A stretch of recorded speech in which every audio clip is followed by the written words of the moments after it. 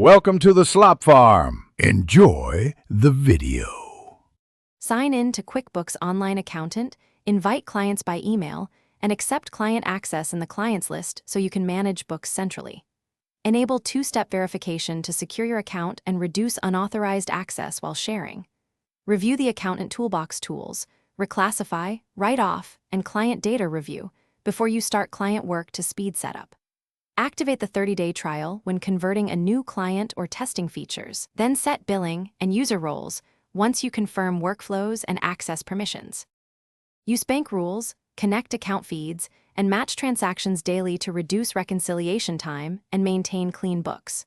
When importing or categorizing, use the batch actions and reclassify to correct groups of transactions quickly and ensure consistent coding. Reconcile accounts monthly using the Reconcile tool and verify the balance sheet and profit and loss to confirm account balances. Run 3 key reports: profit and loss, balance sheet, cash flow, to review client financial health, and prepare notes for monthly client review meetings. Set custom user access and use admin versus standard roles to control client permissions and limit sensitive actions.